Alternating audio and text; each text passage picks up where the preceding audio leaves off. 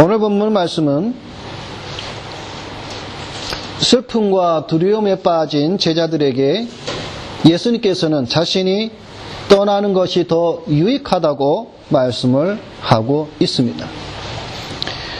그리고 내가 떠나가지 아니하면 보혜사가 너희에게로 오시지 아니할 것이요 가면 내가 그를 너희에게로 보내리라고 약속하시고 있습니다. 그런데 이 보혜사이신 성령께서는 오셔서 죄에 대하여, 의에 대하여, 심판에 대하여 세상을 책망하실 것을 말씀하고 있습니다. 오늘 본문의 말씀은 성령께서 오셔서 하실 사역, 즉 성령이 보내심을 받은 목적이 무엇인가를 말씀해 주시고 있습니다. 그 사역과 목적은 세상을 책망하는 것이다 라고 오늘 본문은 말씀을 해주고 있습니다. 무엇을 책망합니까? 세상을 책망하되 구체적으로 죄에 대하여, 의에 대하여, 심판에 대하여 책망하신다라고 말씀을 하고 있는 것입니다. 무슨 말입니까?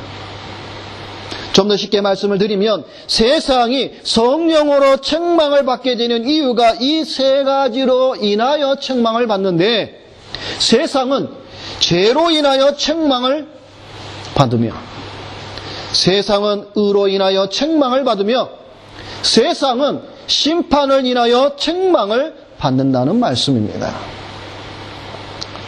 오늘 성령의 사역과 목적에 관해서 우리가 이 본문에 있는 말씀을 통해서 우리가 하나씩 살펴보고자 합니다. 첫째는 9절 말씀에 죄에 대하여 말씀을 해주고 있습니다. 죄에 대하여라 하면 그들이 나를 믿지 아니하며,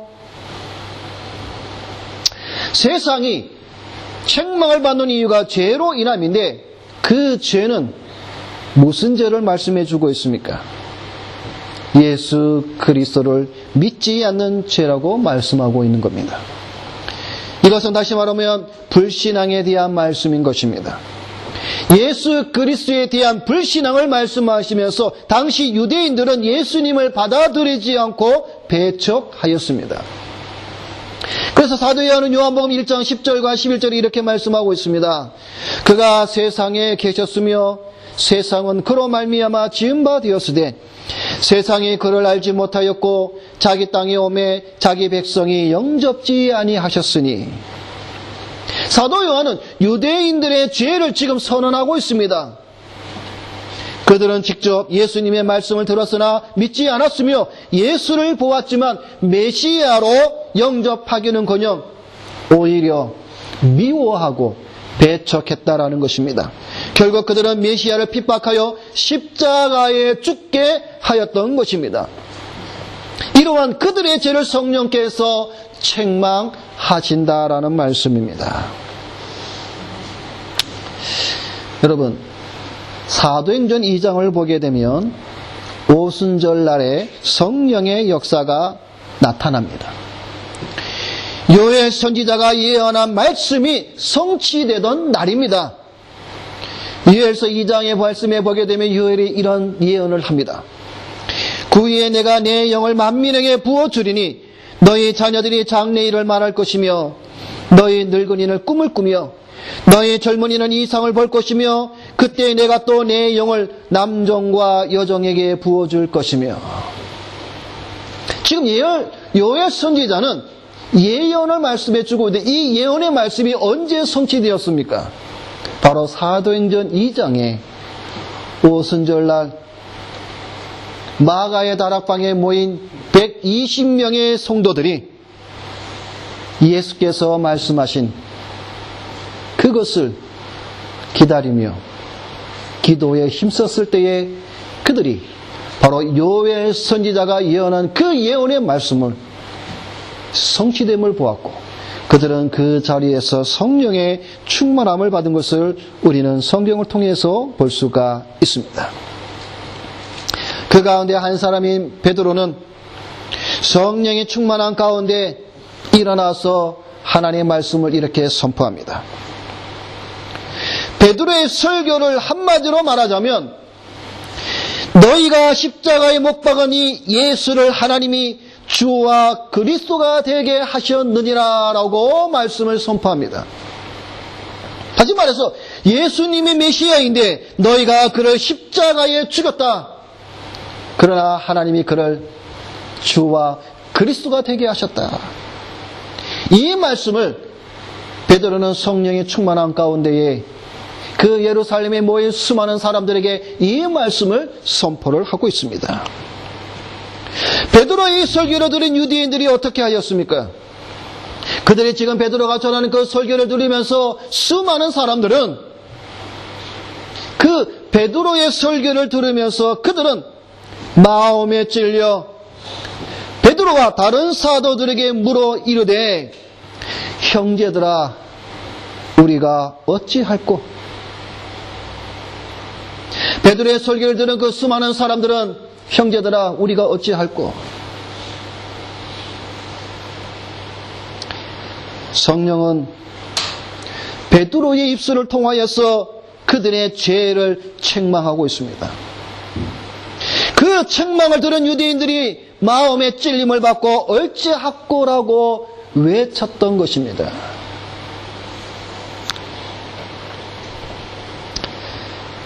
베드로의 입술을 통해서 유대인들의 죄를 책망하던 그 성령의 역사로 인하여서 그들이 어찌할꼬 단식하며 그들의 자신을 되돌아보며 그들의 그 하나님의 음성을 들었던 그러한 역사가 오늘 이 시간에도 여러분들에게 일어나기를 주님의 이름으로 바라는 것입니다.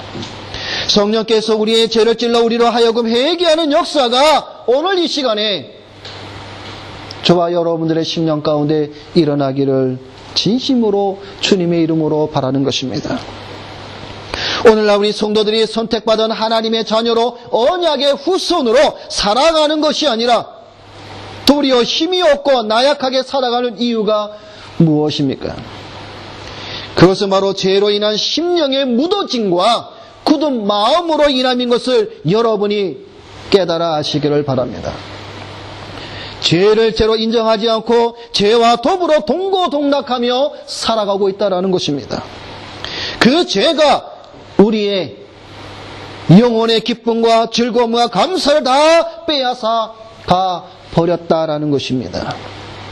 그래서 우리의 마음이 공고한 심령이 되어버렸고 우리의 심령이 더 강팍해지며 우리의 마음이 돌과 같이 굳어져 버렸다라는 사실입니다. 오늘 이 자리에 앉은 우리 사랑하는 우리 성도 여러분, 여러분의 영혼에 기쁨이 충만합니까? 오늘 우리의 심령에 감사와 즐거움이 충만히 흘러 넘치냐 하는 것이죠. 오히려 불평과 불만이 많습니다. 걱정과 근심이 많습니다. 세상 사람들처럼 많은 것을 가지지 못한 것에 대해서 우리는 불만이 많습니다. 여러분, 출애굽을 오게 되면 이스라엘 백성들의 모습을 우리가 보게 되면 그들의 모습과 우리들의 모습은 별반 다르지 않습니다. 그들이 얼마나 많이 그들은 불평을 하였습니까? 민수기 11장을 보게 되면 이스라엘 백성들이 여러 가지로 하나님께 불평 불만을 했던 사건들 가운데에 민수기 11장에 보면 이런 말씀이 있습니다. 그들이 출애굽을 하는 가운데에 몇 날이 지났습니다. 근데 그들이 어느 날 이런 생각을 합니다. 과거에 우리가 애굽에 종사를 하였을 때에 가마솥 옆에 앉아서 우리는 고기를 먹었는데 지금 우리가 먹는 것은 하늘에서 내려온 하나님이 주시는 그 만나를 먹음에 그들은 불평을 하고 있는 겁니다.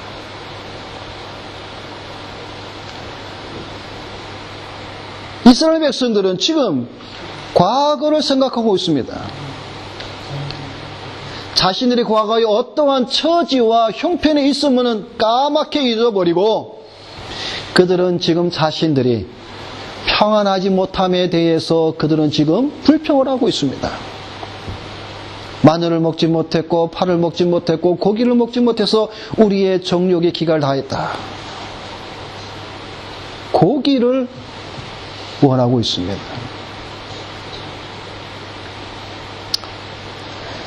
여러분, 그 이스라엘 백성들이 지금 불평하는 그 모습이 우리의 모습과 같지 않습니까? 우리도 하나님의 은혜 가운데 우리의 믿음이 연약해지고 은혜가 떨어질 때 우리는 늘 과거를 생각합니다. 과거에는 내가 이렇게 화려했지. 과거에는 내가 이렇게 잘났지. 근데 지금 현 나의 모습을 보게 되면 불평과 불만이 일어납니다. 그게 오늘 우리의 모습이죠. 그런데 우리의 모습뿐만 아니라 과거의 이스라엘 백성들의 모습이기도 합니다. 별반 다르지 않습니다. 그러나 여러분, 만일 이런 것으로 인해서 즉 현재의 우리의 나의 처지가 땅에 떨어진 상태, 환경과 형편이 세상 사람들처럼 많이 가지지 못한 것으로 어려움과 고난이 여러분의 심령을 흔들고 실족하게 하고 있다면 여러분, 우리는 회개해야 됩니다. 우리의 이런 모든 것을 다 뺏어간 것은 바로 죄로 인함인 것을 우리가 잊어서는 안 됩니다. 죄가 우리의 모든 것을 다 빼앗아가 버렸다는 것이죠. 그럼에도 우리는 날마다 죄를 범하고 있습니다. 죄를 미워해야 함에도 불구하고 오히려 죄를 사랑하고 더 좋아하고 따라가고 있습니다. 죄로 인하여 심판을 받는다는 사실을 우리는 깨달아야 합니다.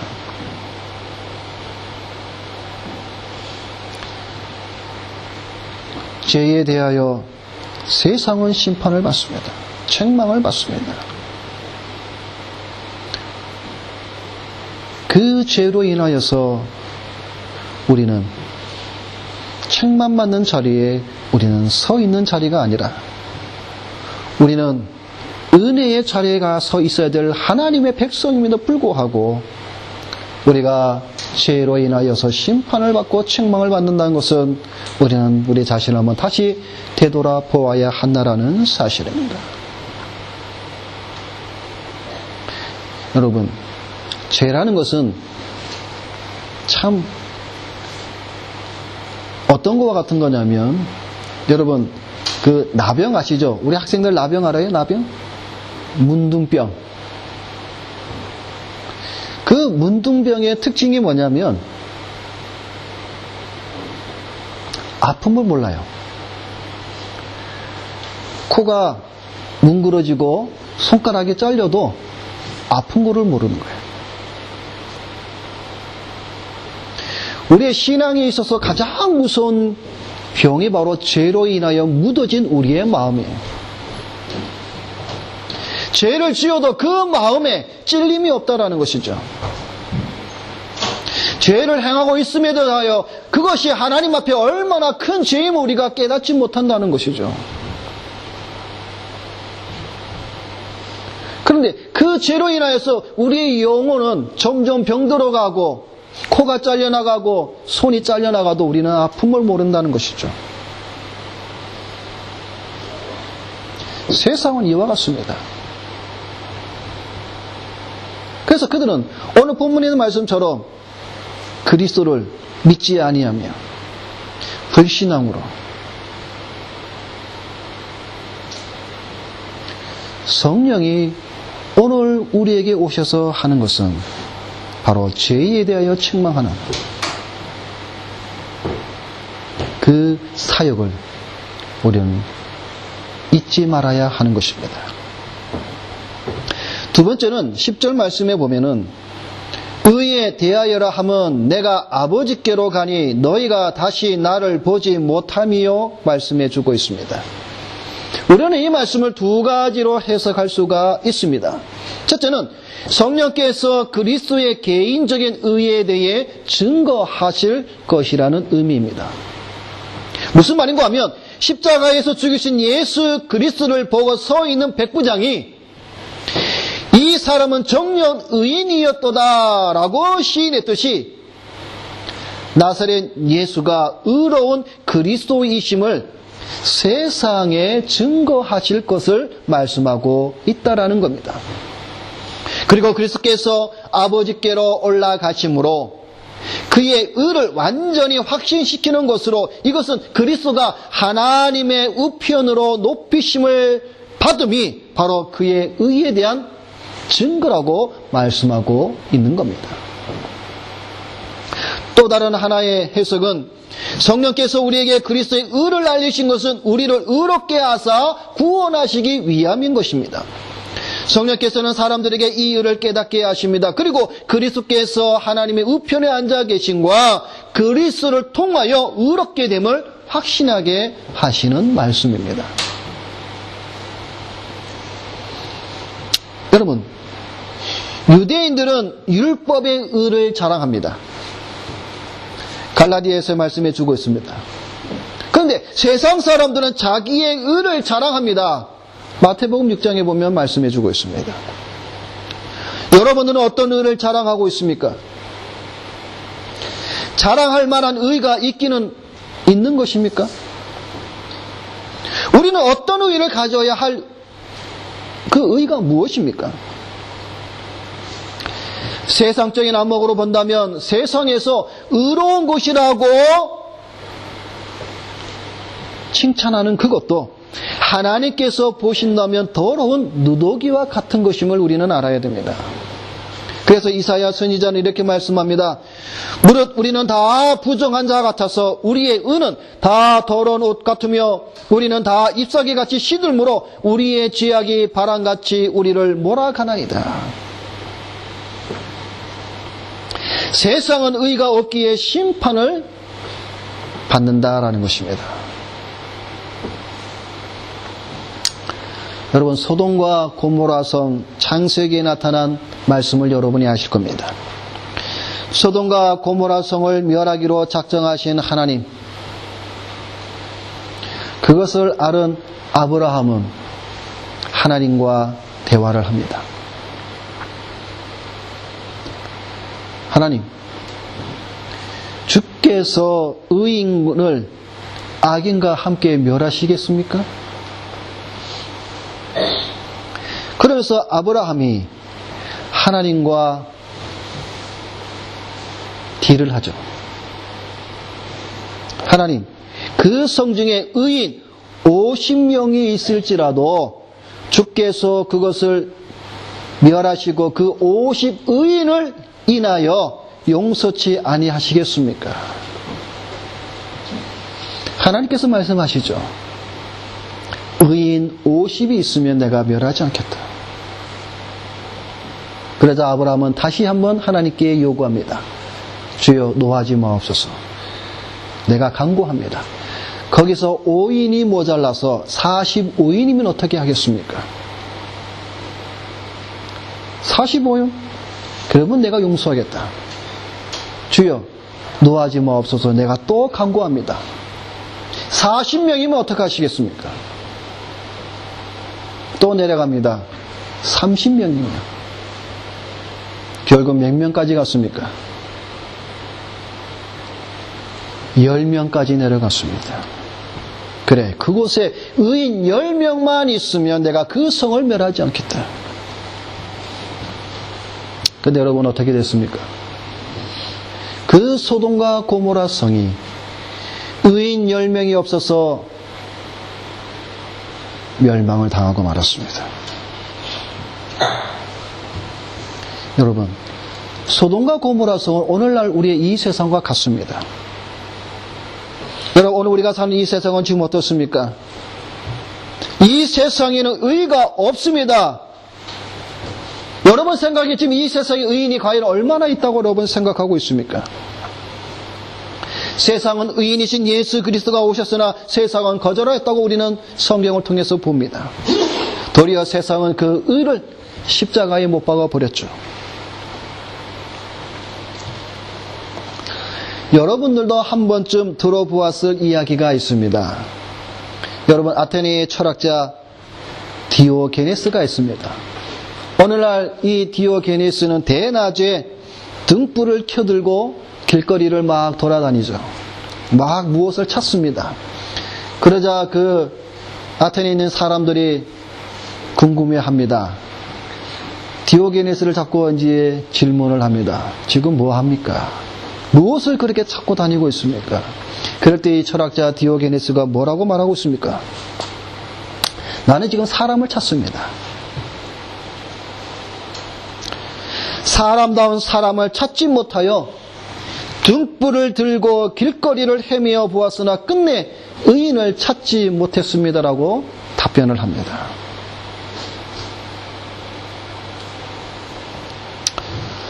사도 바울도 이런 말씀을 하고 있죠. 의인은 없나니 하나도 없다라고 말씀하고 있습니다.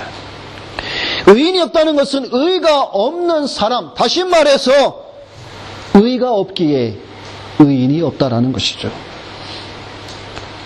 여러분, 세상은 의가 없기에 의로 인하여서 책망을 받습니다.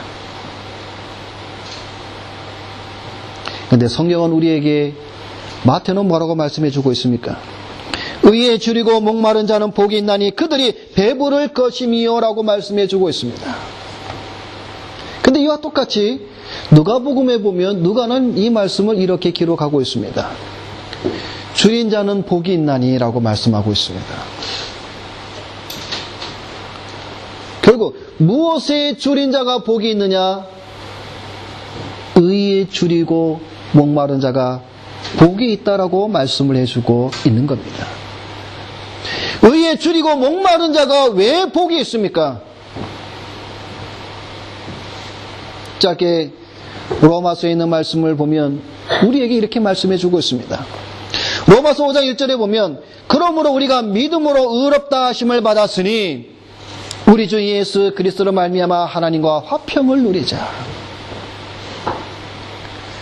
의에 줄이고 목마른 자가 복이 있는 자가 바로 하나님과 화평을 누립니다. 계속해서 사도 바울이 이렇게 말씀하고 있습니다.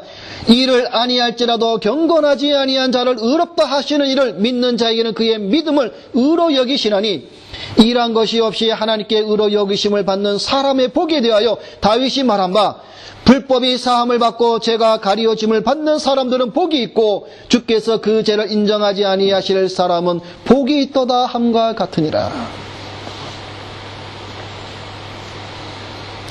의에 줄이고 목마른 자, 그 의를 덧입는 자는 이란 것이 없어도 하나님께 의로 여기심을 받는 자, 곧 그가 불법이 사함을 받고 죄가 가리어짐을 받기 때문에 그가 복되도다라고 성경은 우리에게 말씀을 해주고 있는 것입니다. 이 의는 바로 그리스도의 의입니다. 이 의에 대해서 우리는 목마르고 줄여야 한다는 사실이죠. 세상은 이 의가 없기 때문에 책망을 받는다. 성령께서 오셔서 그것을 말씀해주고 있다라는 것이죠. 마지막으로 세 번째로 오늘 성령께서 오셔서 하시는 사역과 목적은 11절 말씀에 보면은 심판에 대하여라 함은 이 세상 임금이 심판을 받았음이라고 말씀해주고 있습니다. 여러분, 이 말씀에 보면 이 세상 임금이 나옵니다. 누굽니까? 이 세상의 임금, 바로 마귀입니다. 사탄이죠. 이 세상 임금인 마귀가 심판을 받을 것을 말씀하고 있습니다. 즉 이것은 마귀가 심판을 받기 위해 세상도 심판을 받을 것을 말씀하고 있습니다. 여러분, 오늘 우리 성도들을 가만히 보게 되면 이런 분들이 있습니다. 심판에 대해서 잊어버리고 사는 사람들이 있습니다. 심판은 없을 것이라고 생각하는 자들이 의외로 많이 있습니다. 자, 솔로몬이 그의 인생에 있어서 전도서를 기록할 때에 이런 말씀을 기록하고 있습니다. 청년이여, 내 어린 때를 즐거워하며 내 청년의 날을 마음에 기뻐하여 마음에 원하는 길과 내 눈이 보는 대로 쫓아 행하라. 얼마나 좋은 말씀입니까? 특히 우리 청년들. 지금 솔로몬이 뭐라고 말하고 있다고 그랬죠? 청년이여, 지금 너희의 때를 즐거워하라는 거 말씀해 주고 있죠. 그래서 너희 마음에 원하는 길과 너희 눈이 보는 대로 다 행하라고 지금 솔로몬은 아주 멋있는 말씀을 하고 있습니다. 근데 그 다음에 뭐라고 말씀하고 있습니까? 그러나 하나님이 이 모든 일로 인하여 너를 심판하실 줄 알라. 그런즉 근심으로 내 마음에서 떠나게 하며 악으로 내 몸에서 물러가게 하라. 심판이 있다라고 하십니다. 청년들아, 너희가 마음에 원하는 대로 너희 눈이 보는 대로 다 행하고 다 좋다 이거죠. 그러나 그 행함에 있어서 나의 심판이 있을 것을 청년들은 잊지 말라는 것이죠. 여러분, 우리는 특히 우리 젊은이들은 부모를 속일 수 있고 친구를 속일 수 있고 많은 사람들을 속일 수 있습니다. 그러나 하나님은 속이지 못합니다. 젊은 여러분들이, 우리 청년들이 이 세상을 살아나갈 때 마음대로 원하는 대로 살아갈 때에 그것이 언젠가는 심판이다라는 것이죠. 여러분이 행한 그 일에 대해서 심판의 날이 있을 것이라는 것이죠.